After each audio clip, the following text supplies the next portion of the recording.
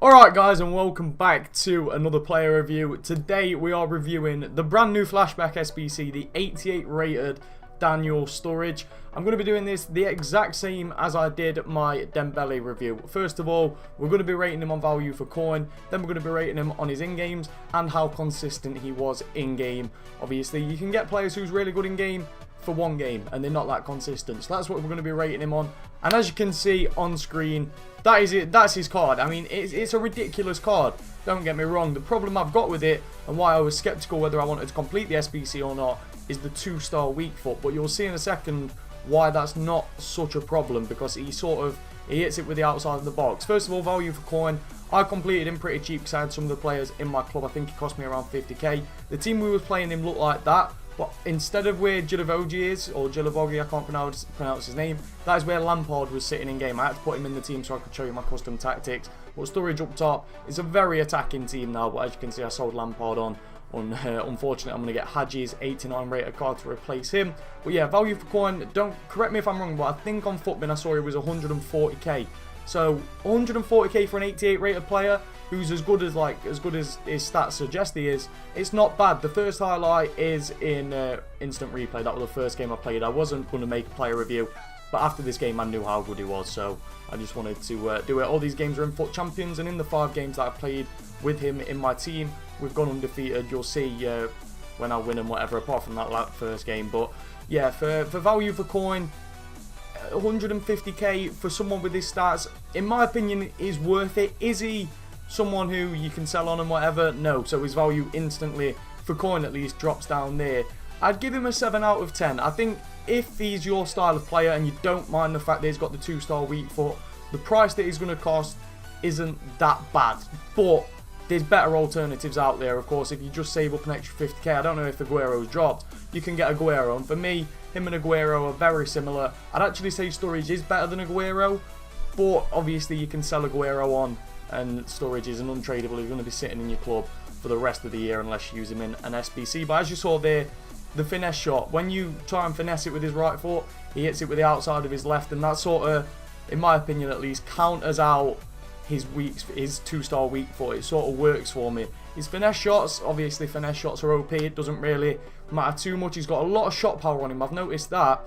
And for his in-games, I'll describe him and then I'll rate him. But one thing I've noticed, he just doesn't like giving up the ball, which is a really good thing. I don't know if it's because of his aggression. I don't know what his aggression is, or the fact that he's strong. He's got good strength as well. But when he gets tackled, it's not like the, you know, like when the updates come in, when you get tackled, the ball's going to go further out. It's not like that.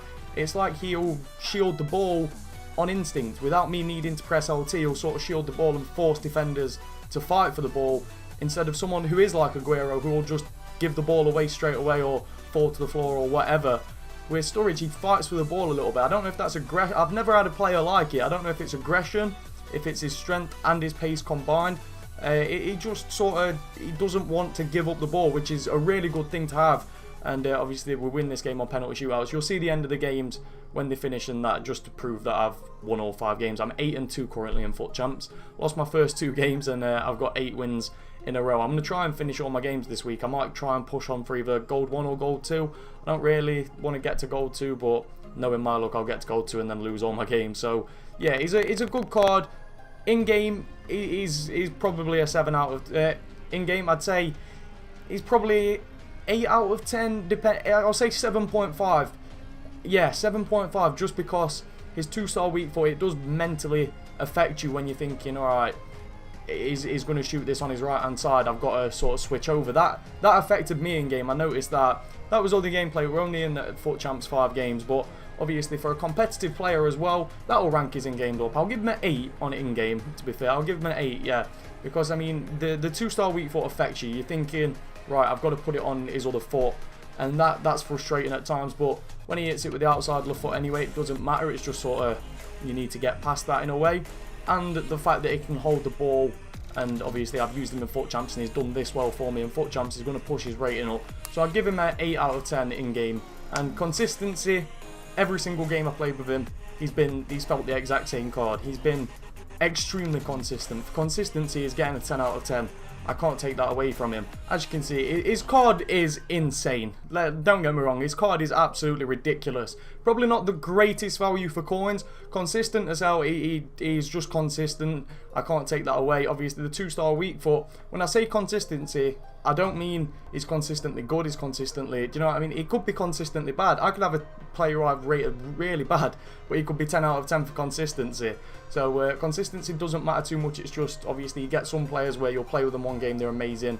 The next game, they're not so good. For me, that was like how I was with Coutinho. He was great for me some games, other games he just didn't perform, so he wasn't very consistent. Sturridge, he's been consistent for me at least. So I definitely recommend, if you've got the coins, I wouldn't say force yourself, like put everything into it, sell all your club and buy this card. But if you've got the coins, I definitely recommend giving him a try.